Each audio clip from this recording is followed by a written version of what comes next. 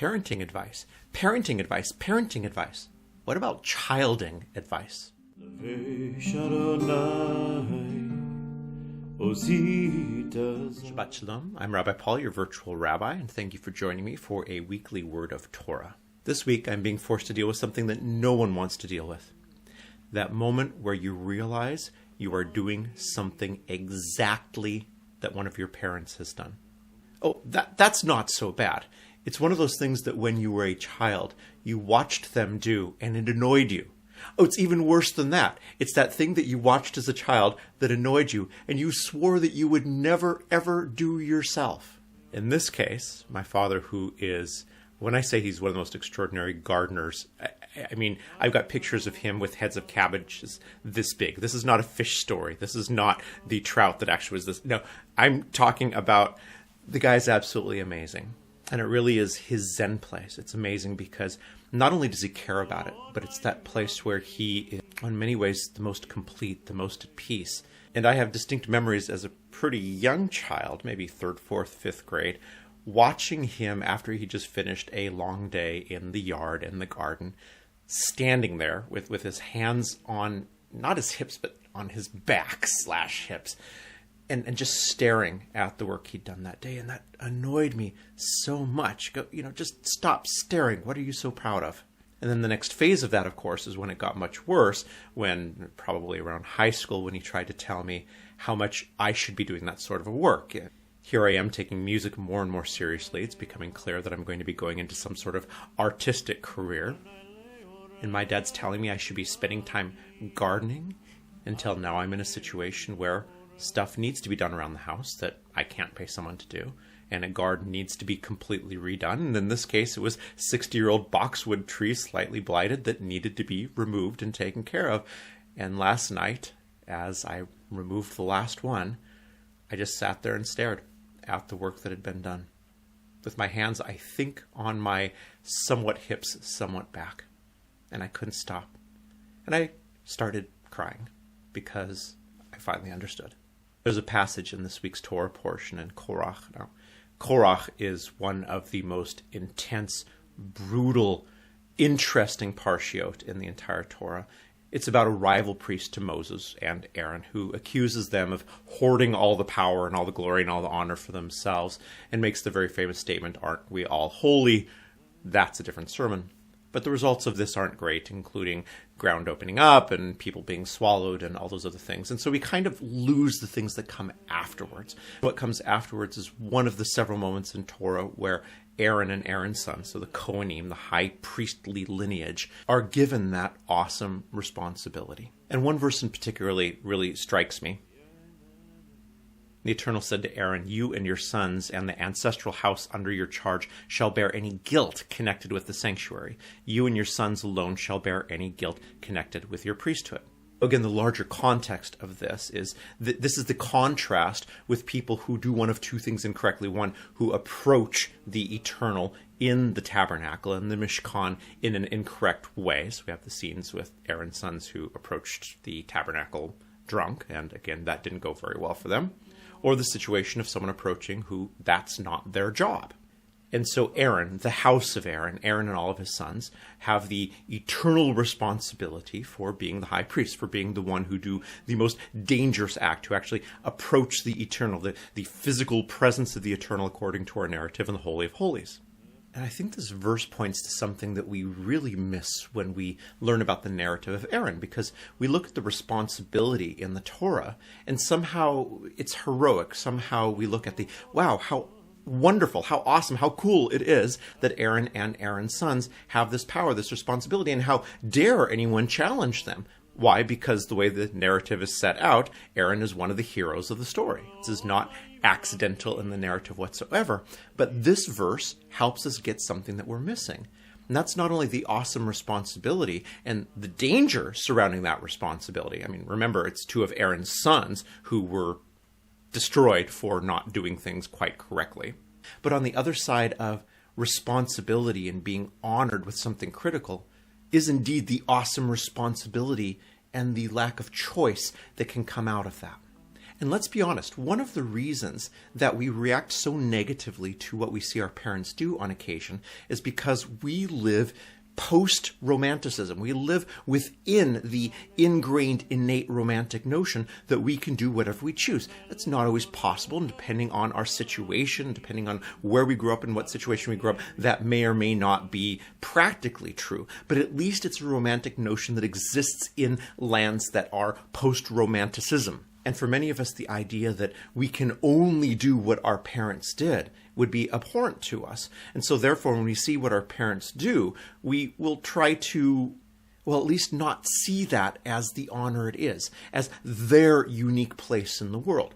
That's not our unique place in the world. We want something else. So our mockery, our internal and sometimes unfortunate external dialogue where we look at our parents and say what you are doing is silly, or at the very least not what I want to do, is not an option that the sons of Aaron had. It's not an option for most of human history, where you did exactly what you need to do, and that was part of the lineage that came from your parents. If your parents were tanners, then you became a tanner. And of course, I'm being deliberately vague on genders right now because for most of human history, if you were a male child and your father did this, you did the father. If you were a female child, you had no choice but to become a mother. So when we have choice today that we somehow project all the way back into the past and think it's always been there, that just ain't so. Our ability to sit here and visualize what we get to do and what we want to do and what our ideal life would be, these are new things. This is a gift of the present. Perhaps even a curse of the present. I would never want to take away the ability I've had in my life to self-actualize and to make the decisions that I've been able to make regarding career and life and location of existence. But as I stood there with the same body posture as my father looking over work in the garden, I think there's something missing. And the key into this is, once again, all of these statements we have universally across essentially every people, every religion, every group. We all have some version of the golden rule. In Judaism, that which is reprehensible to you, do not do to someone else. We know this, we say we believe it, we don't act that way. And one of the ways that I've tried for years to help myself understand this, as well as try to get congregations to understand this, is through a related statement for everyone that you are in therapy because of, someone is in therapy because of you. And we can laugh because it's funny because it's true, and it's slightly uncomfortable. But if we're sitting here in this moment thinking, no one would ever be in therapy because of me, guess what? But that duality, the dialogic aspect of existence, if we're only focused on one side of it, we're missing something critical. And the one side that we are so often focused on as a society are the roles and responsibilities of parents. How many parenting books are there? How much advice is available online on how to be a great parent? When's the last time we saw a video or a book on how to be a great child? If the basis of our ethics is dialogic, universally, that which you would never want done to you, do not do to anyone else, why does that seem to fall away from our consciousness when it comes to familial relationships? I'll give you the answer. There is an answer for it. It's a dark and it is a disturbing answer. And the answer is, our parents, at least we have the illusion that our parents had a choice of bringing us into the world. And we, especially in our darkest moments where we question our own existence, can look back and say, I didn't ask to come into the world. And there is an aspect of this, before we even jump into the final meat of the message, that has to be acknowledged. And there are parents out there who break the contract of what it means to be a parent.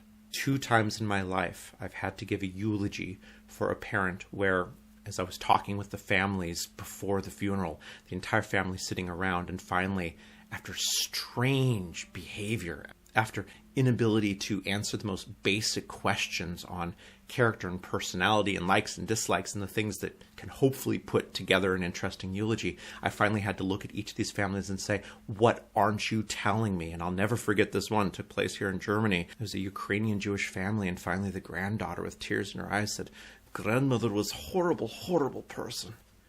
And then the entire family just breathed that sigh of relief that someone had finally said it. The eulogy for these situations goes something like, you never know what you can learn from someone like. that is an incredibly different situation from the fact that our parents are human, and every single one of us has been hurt by human beings, including our parents. And when we look at all the things that we fail to do and the wisdom that we fail to have in the moment that we most need it, well, our parents were in this exact same situation. And the great spiritual teacher Carolyn Mace perhaps said it best, and she says this in many of her seminars over and over again: if you walk out of here blaming your parents, you're on the wrong path. And here's her beautiful quote: your parents did the best they could with the tools that they had. And some parents don't have great tools. Maybe to put this a little bit differently, how many of us would want to be judged as harshly for our actions in life as we judge the failures of our parents? You see this quote from Torah that you and your sons shall bear the guilt. You get the honor, but you also get the blame. This is the side of life that we're not talking about as much as we should anymore. We are discussing about rights, but not responsibilities. I have the right to choose my life. Fine, thank goodness we live in an era post-romanticism. On the other hand, we have the responsibility as well to be part of a lineage. And no, we didn't ask for that lineage. It is part of existence.